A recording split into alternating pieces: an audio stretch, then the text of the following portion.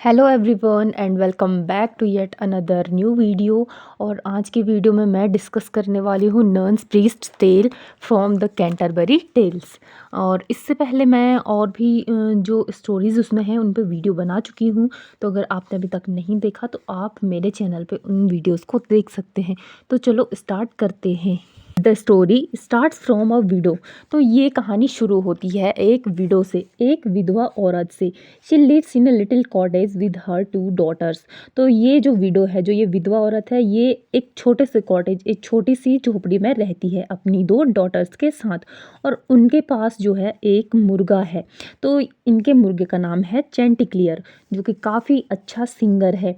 Singer का मतलब यहाँ पे है कि इसकी आवाज़ जो है बहुत ही अच्छी है। जब भी ये बांग देता है तो इतनी अच्छी तरह से देता है कि जो चर्च में बड़ी बड़ी सी घड़ियाँ होती है उसकी आवाज़ भी इस चैंटिक्लियर की आवाज़ के सामने फीकी लगती है। और अब क्या होता है कि जो ये चैंटिक्लियर होता है तो इसके साथ रहती है इसकी 7 मुर्गियाँ, जिसमें से उसकी फेवरेट है पैटिलोट। बोल सकते हैं कि ये पैटिलोट को जो है काफ़ी पसंद करता है, बहुत अच्छी इसको पैटिलोट लगती है। सबसे अच्छा ये उन मुर्गियों में से इसी पैटिलोट को मानता है। और एक बार क्या होता है कि ये चैंटिक्लियर जो है पैटिलोट को अपने नाइट विज़न के बारे में बताता है। इसको एक सपना आता है और ये उस पैटिलोट को अपना सपना बताता है। और वो बोलता है कि मुझे कल रात कुछ ऐसा सपना आया कि एक लाल सा जानवर आया कहीं जंगल में और वो जो है मुझे निगल गया। तो जो ये पैटिलोट होती है ये काफ़ी मजाक इस चैंटिक्लियर का उड़ाती है और ये बोलती है कि तुम तो कायर हो और मैं एक कायर से प्रेम नहीं कर सकती हूँ। और इस प्रकार से ये इसको बोलती है कि हमें सपनों पे ज़्यादा ध्यान नहीं देना चाहिए। जो एक रोमन फिलोसोफर है कैटो, तो वो भी बोलते हैं कि सपनों से हमें डरना नहीं चाहिए। लेकिन इसके बाद चैंटिक्लियर जो है इसके सामने अपना भी मत रखता है कि हमें सपनों को कभी भी अनदेखा नहीं करना चाहिए, क्योंकि बहुत सारे ऐसे विद्वान हैं जो कैटो से भी बड़े बड़े फिलोसोफर हैं। वो ये बोलते हैं कि सपने कई बार हमें ऐसे सपने आते हैं जो कि हमारे फ्यूचर से, हमारी लाइफ से जुड़े होते हैं। तो इतनी सब बकवास करने के बाद फिर भी ये हार मान जाता है, क्योंकि पैटिलोट है इसकी फेवरेट, इसकी मनपसंद औरत। तो इसके सामने तो ये हार ही जाएगा। तो फिर ये जो है इस पैटिलोट को बोलता है कि हाँ तुम ही सही हो, हमें सपने के बारे में ज़्यादा नहीं सोचना चाहिए। है in the month of May, रात का समय होता है और वहाँ पे जहाँ पे ये चैंटिक्लियर और सारी मुर्गियाँ और वो विडो अपनी बेटियों के साथ रहती है, उस जगह पे एक फॉक्स आती है और इस फॉक्स का नाम है रसेल। आपको ये नाम याद ज़रूर होना चाहिए कि इस फॉक्स का नाम रसेल है। तो ये यहाँ पे आती है और जो चैंटिक्लियर होता है वो उसी टाइम अपने यार्ड से बाहर आता है।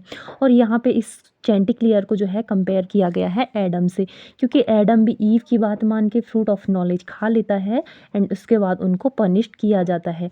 तो इसके बाद जब ये बाहर आता है तो जो लोमड़ी होती है, जो फॉक्स होती है रसेल, वो काफ़ी इस चैंटिक्लियर को बहलाती फुसलाती है कि तुम मेरे पास आओ। बहुत सारी मीठी मीठी बातें करती है। ये लोमड़ी तो वैसे भी चालाक ही होती है, तो ये बहुत ही चालाकी से उसको अपने पास बुलाती है और बोलती है कि मैं तुम्हें खाने नहीं आई हूँ, बल्कि मैं तुम्हारा सॉन्ग सुनना चाहती हूँ। मैंने तुम्हारे बारे में काफ़ी सुना है कि तुम्हारी आवाज़ बहुत ही अच्छी है। और बहुत सारी तारीफ़ ये जो है चैंटिक्लियर की करती है। तभी चैंटिक्लियर जो है गाने के लिए जो है तैयार हो जाता है। और वो जैसे ही अपनी आंखें बंद करता है और गाने के लिए अपना गला फैलाता है, तो ये रसेल जो फॉक्स होती है ये उसको वहीं पे दबोच लेती है और भागना स्टार्ट कर देती है। फिर इसके बाद जो विडो होती है वो और उसकी बेटियां जो है ज़ोर ज़ोर से रोने लगती है, जब वो ये देखती है कि ये फॉक्स जो है चैंटिक्लियर को लेकर जा रही है। तो उस विडो और उसकी डॉटर्स की रोने की आवाज़ सुन के वहाँ पे बहुत सारे जानवर भी आ जाते हैं और वो सब जो है एक दौड़ लगाते हैं इस रसेल के पीछे।